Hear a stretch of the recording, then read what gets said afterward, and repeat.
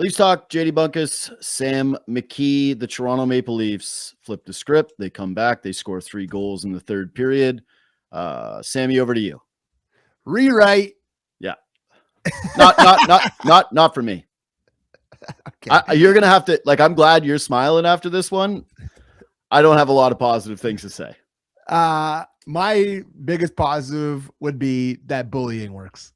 Yeah, bullying does work. I agree. The Toronto Maple Leafs were 100% bullied by their home crowd tonight, who were witnessing 50 minutes of a downright embarrassing effort by the Toronto Maple Leafs and started rightfully booing extremely loudly.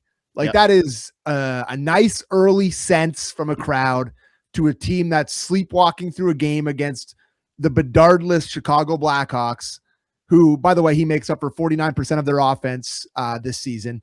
They're losing. They don't have any effort. They don't have anything.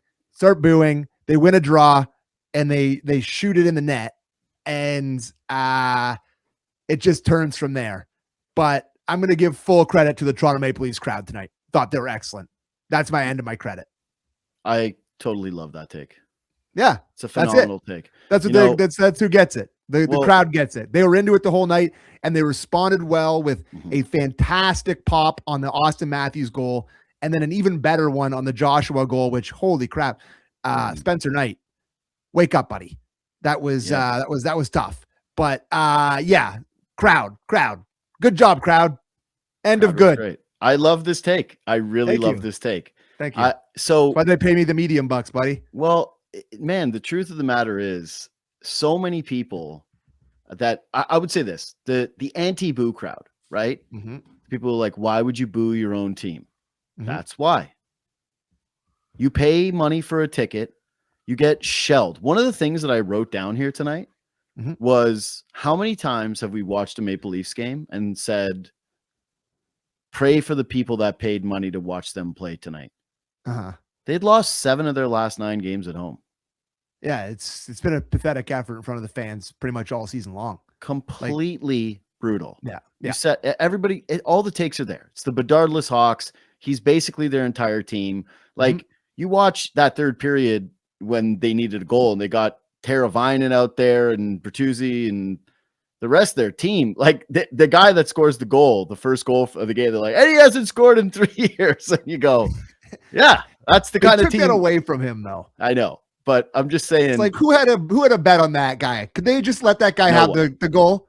Just let that guy have the goal. Good Lord. You know what? Good if he didn't score, because if someone did have a bet on him, it was Chauncey Billups investigation. It was it was a family member that was going to get traced back by the casinos and do 10 to 15 years in the Fed. So huge that was taken away from them, and nobody's going to see the clink. I'm fully on board with the crowd. I think they were pissed off. I think they'd have enough. This was a guaranteed win night, man. Of all the wins that they've had this season, this was the number one, no doubt about it. You got to have it. So I guess credit that they got it done in the end. But my God, I can't. Here's the truth, brother. I can't shake what we saw for the first 50 minutes of that hockey game. If it's not for a seeing eye puck from OEL that bounces off a ton of players, I think they get shut out. So yeah, and they clearly were woken up and they start pressing. They get a power play, gift power play. Same guy that got the goal taken away from him holds Nick Robertson's stick at that point. I mean, they had just missed a blatant one on Morgan Riley at the other end of the night. I was surprised by that. I don't know who he hauled down, but just sticks his stick right into a guy's skates, hauls him down. And I thought I was taking crazy pills with that. I was like, he just hauled him down and laid on top of him. Did you see this screenshot of the Bills left tackle who just laid on that Patriot? Did the yeah, I did. That was Morgan Riley in the corner at the end. But you're right. Anyways, sorry, go on. They get a holding the stick or whatever. It's a penalty, I guess. And then they take advantage. The power play, the putrid power play that was one for their last 33 or 32 or whatever it was. Puck lands on Matthew's stick. He roofs it. It was a nice goal or whatever. His first shot of the game, by the way. First shot of the game. I just $2 million line. I sent the tweet after the first period. And it's just like, having Craig Berube rightfully, and one of my favorite things he's done in his tenure here is call out the leaders of this team after that display on Saturday where you got pantsed by the Edmonton Oilers, and having the first 50 minutes of this game look the way it did is more telling to me than the 3 goals at the end of the game. Totally agree. So you can, you look at the Atlantic Division standings, and I think I saw the Bruins were up, and I think, they're going to be in a dogfight for a playoff spot or whatever. I guess they're in the race. Can I just say something on that quickly? Yeah, sure. Go for it. I'm so tired of this because, okay, the case of everybody sucks and that they're just a few points back of everybody is kind of meaningless to me, given where this team is in the trajectory. Like, worry about yourself. If you want to play the they're still in it game, I think the Sabres are 7 points back. So they just fired their GM. They just brought in Jarmo Kekalainen. They're a disaster. And yeah, technically they're still in it too. So the idea that this is always superimposed on the standings, and I get it's a relevant piece of the conversation, but I am a little tired of how much you get that from people that are defending this Leafs team going, well, they're not that far out, or they're just a few games back, or if they win 2 in a row, they'll be first in the Atlantic. And I just go, how about you just worry about what your eyes are telling you with this hockey team as you watch them night in, night out, and not focus on what's going on in your neighbor's backyard, but focus on what this team is supposed to be this season, and just evaluate them on that. Just the once in a while. That's what I would say. Yeah. And JGFS92 in the chat, honestly, for about 2 periods, I thought the team was trying to get Berube fired for calling them out. I don't know. I had a tweet in my drafts that I didn't send, a poll that has Brad Treliving had a phone call with Peter DeBoer in the last week? Has that happened? I was going to send that poll with yes and no. I was like, you know what? I'm going to sit on this one. I think this is just a little bit too much for tonight. But if they lose this game 2-0, the number one take on every show tomorrow across Toronto, quit on the coach. They've quit on the coach. They've tuned him out.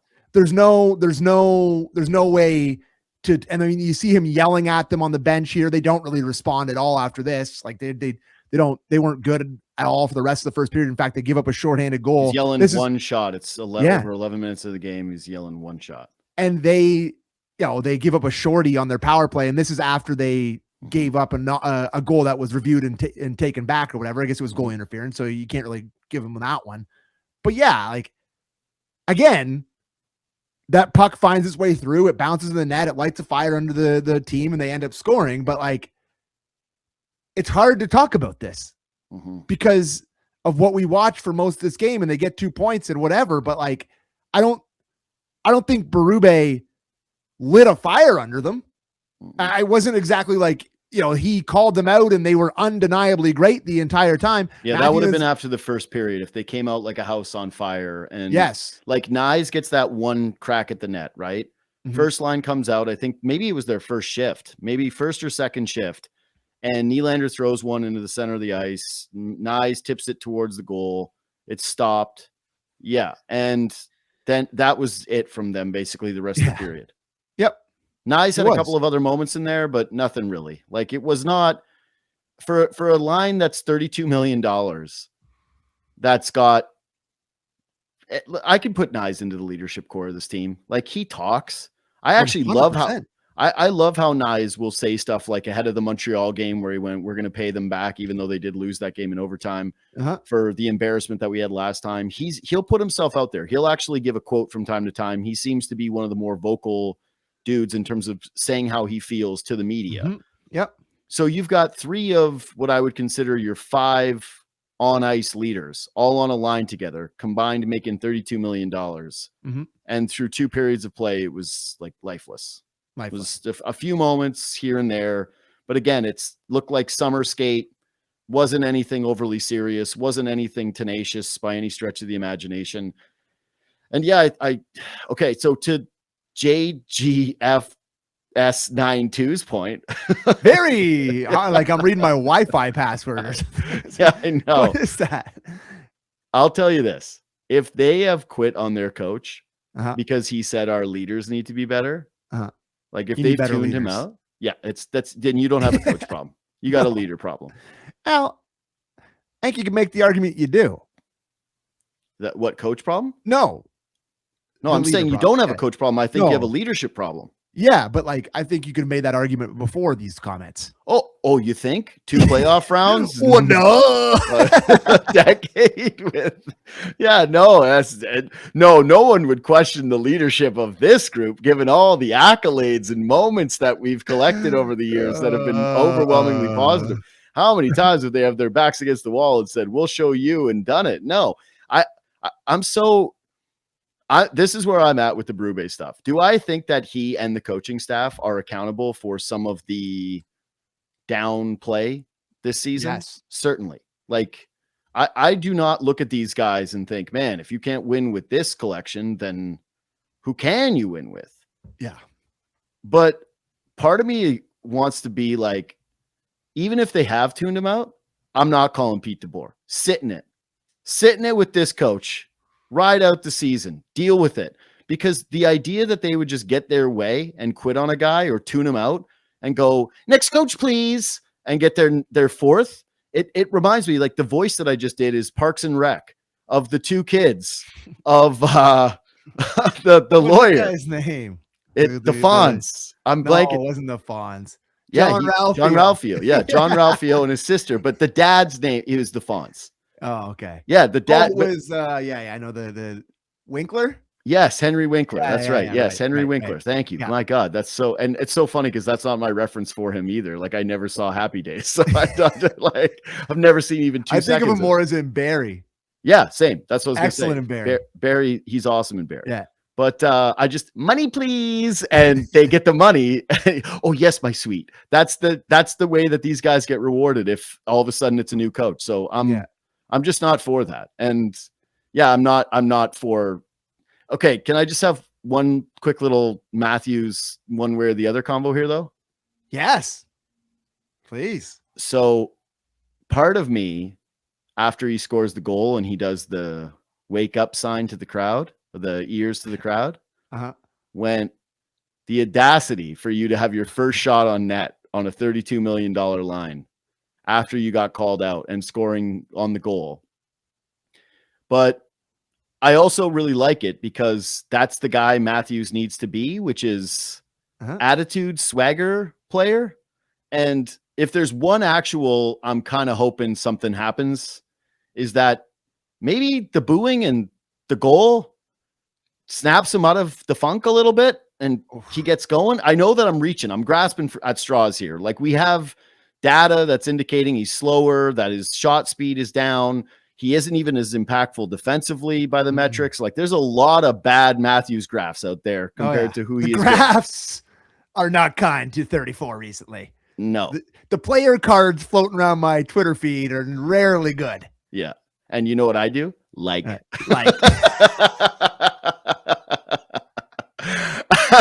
Like I like that. That's why my feed all of a sudden is full of the dorks because I just have been liking all the content. The eye test matches it, but maybe just maybe some of this has been mental. And I don't care what motivates you because some players do get motivated by nobody believes in me. It's the Bill Simmons thing, right? He does every year the nobody believes in us football team. Yeah. And he gives them the added credit. So maybe Matthews gets the chip and maybe he just gets angry and maybe he just fires it up a little bit differently and tries to show, like, I don't care if your enemy, honestly, at this point becomes the fan base. Just go out and score a goal. Yeah, like go do something. I'm happy to eat you hating me. Totally. I'd kill for you to hate me. If you shoot 55 goals into the net again, that's like my dream. Hate me every day. Hate is a feeling. You got to feel something to hate. Yes. And his goal reactions all throughout his career when he's really feeling it, like that. He loves to score. Yep. And it just feels like even, I don't know, it just the passion hasn't been there for him. And he has had passionate moments when he's, he feels like he's into the game and he's scoring or whatever. And him having a chip on his shoulder and doing that to the crowd. I mean, him doing that to the crowd at that point is sort of equivalent to Mitch Marner yelling at the bench down 3-0 in the playoffs with dry hair. It's very similar in sort of spirit. But yeah, any emotion is good emotion for me at this point. I don't like this team has looked so lifeless so many nights that I don't care what the emotion is. I just want it to be there.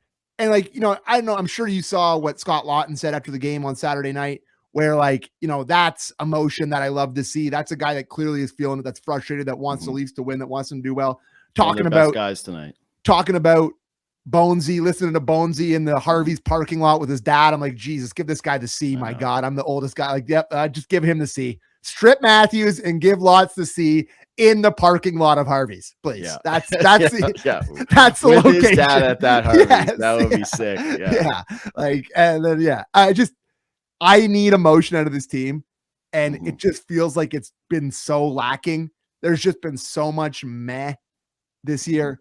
I have written down in my notes tonight, meh. I didn't even really take a lot of notes tonight because I just kind of sat there in it.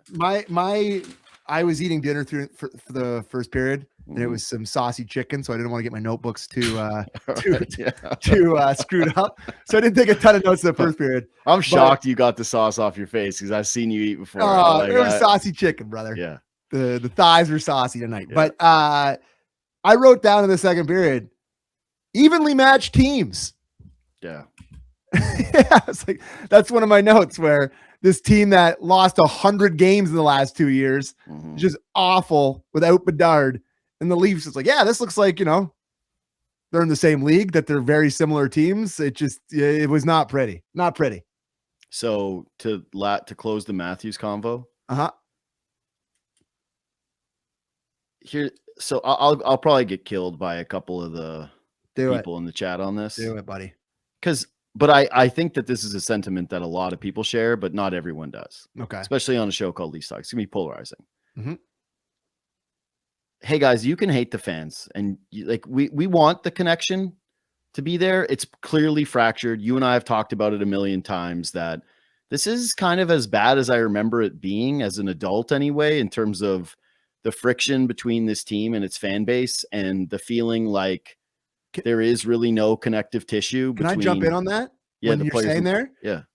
I think it's shown the last two Canadian teams that have come into this city, the Habs on that Saturday night and the Edmonton Oilers, like everybody who was at that Habs game on Saturday night, when their first one back from the road trip where they lost 2-1 in the shootout, said there was more Habs fans there than they've ever seen in the history of the building. Well, you see the ticket prices, it's just there. And Edmonton came in on Saturday night. Allie was at that game. She said the crowd pops for Oilers goals were louder than they were for the Leafs goals, and the Leafs had the lead at one point in that game. So it's like you're seeing it in people are more willing to get rid of their tickets. There's an apathy around this team. People don't like them at all at times. But that's what I'm saying is if you're Austin Matthews and you need to hate the Leaf fans right now, good. We hate you too.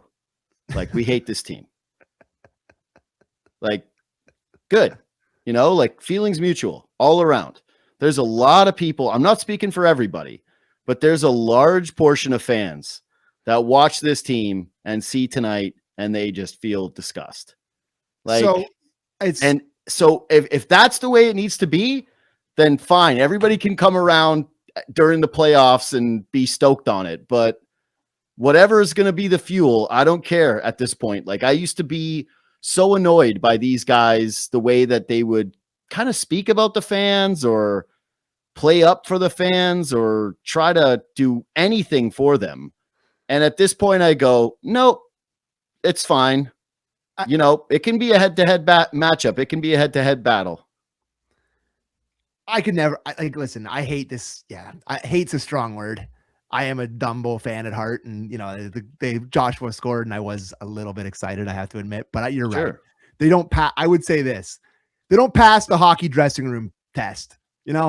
I have 4 separate skates in a week that I can attend. I don't go to all of them every week, but I have the option for 4 separate skates, and naturally, there's a lot of hockey talk in those rooms. Wouldn't say the approval rating of this group is through the roof.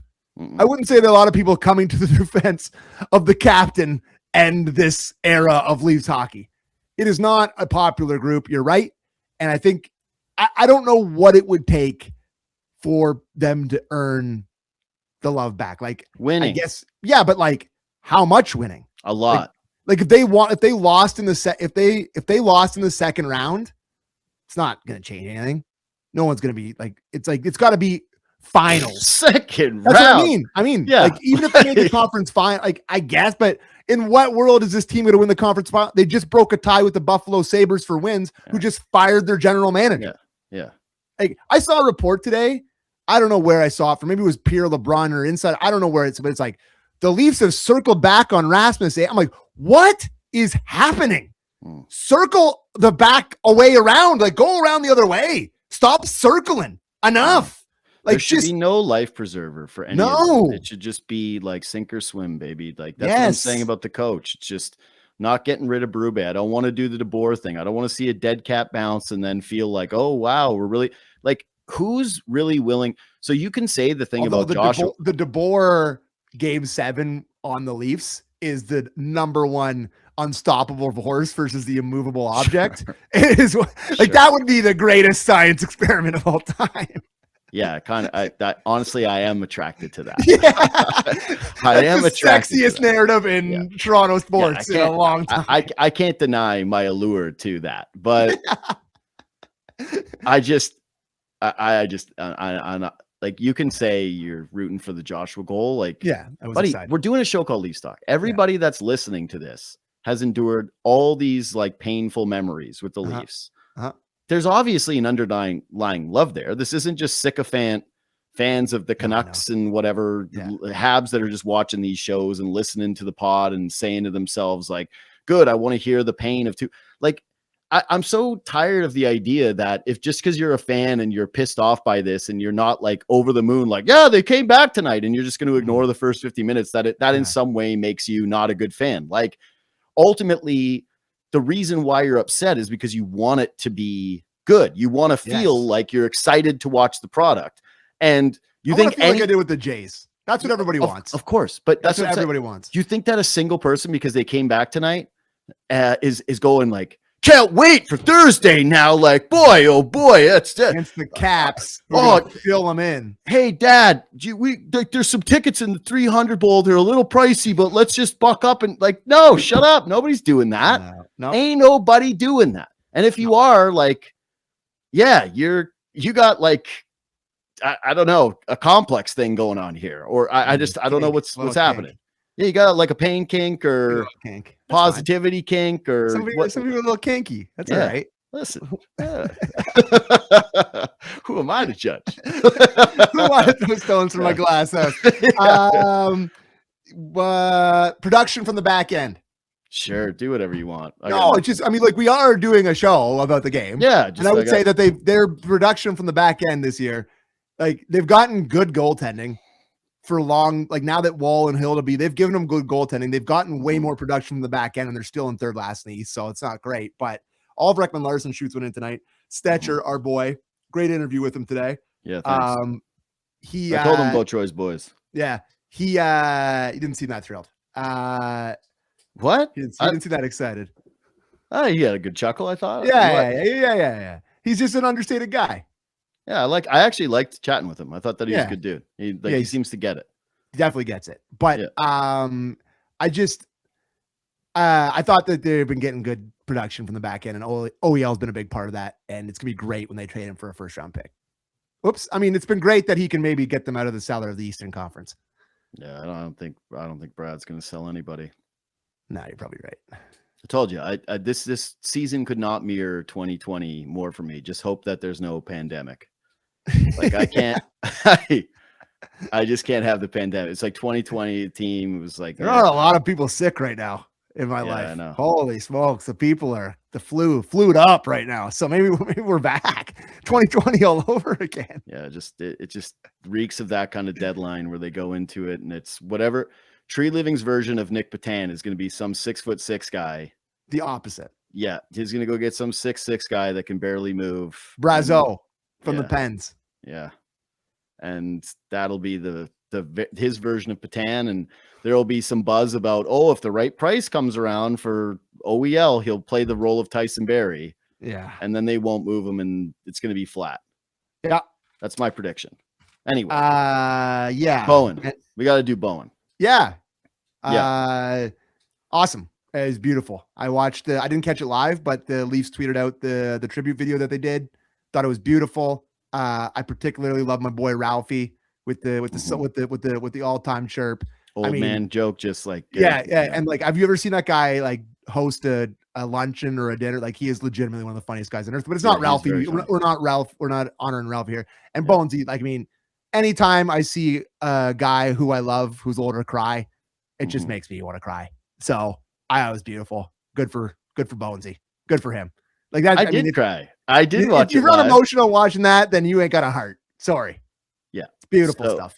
So one thing I will give the Leafs credit for tonight is they were first rate with Bowen. Totally. And he deserves it. Naming the broadcast booth after him. Like, this guy gave 43 years to the organization, and nobody loves this team more than Joe Bowen. Nope. Like, it's impossible to love the Leafs more than this guy does. Genuinely cares. And that's what made him work for so long, is that he genuinely resonates with people. Like, the excitement in his calls and in his voice, it's real. And you feel that as a fan. And I was thinking about how I do worry that we're going to lose like these personality kind of guys in the booths, that he's sort of just an era of play-by-play guys that you don't really get, with just like the overly unique voice and the style and the goal call. I definitely got very emotional watching it. Here's what it is, sentimental. Yeah. It's nostalgia. It's just, it harkens back to like when we were younger and we had a different relationship with the team and we were just true fans, and like, you didn't have the internet. You just sat down every night, you turned on your TV and you heard Bonesy. Like, it harkens back to a different time. And I mean, it just, not to get too depressing, but the sickening part is they could never give him a cop, you know? Dude. Okay. So he's been on the job 43 years. Yeah. 44, I thought, or 43. 44. I thought it was 43. Anyways, it's a long time. If they finished this season without a cup, Joe Bowen would have had to start 16 years earlier to have seen one. That's crazy. Sad. Yeah. It's really sad. I know. That was dark. I was doing the math in my head. I think that's right. Again, I'm a dumb idiot. So if that math is wrong, please feel free chat to roast, but I'm pretty sure that's correct. When I close my eyes and think about my favorite Leaf moments, I mean, the have you ever seen such heart and determined? Like, it echoes through my brains. So cheers to Bonesy. I know I tip a couple back tonight, enjoying himself. Totally.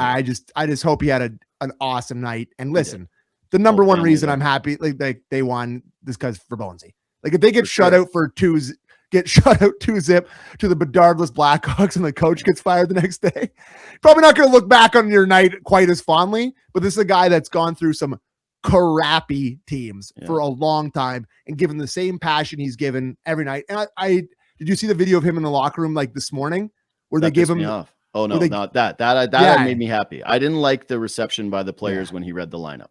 Yeah. Surprise that they weren't that fired up. But they gave him an awesome gift like that. The jersey with his jersey. And then like the trip to Notre Dame. Like, I mean, that's the Bonesy hat trick right there. Yeah. Like, there's been no happier guy in the world. My Twitter feed for the last month has been Bonesy retweeting anti-Notre Dame slander into my feed. So it's going to be he's going to be very happy about that. But cheers, Bonesy. I mean, like, congratulations on a fantastic career. I just wish to God the local team could have given you a cup, brother. Yeah. And I worked closely with him for a few years. It's just sucks that you didn't get one. Sucks. Yeah.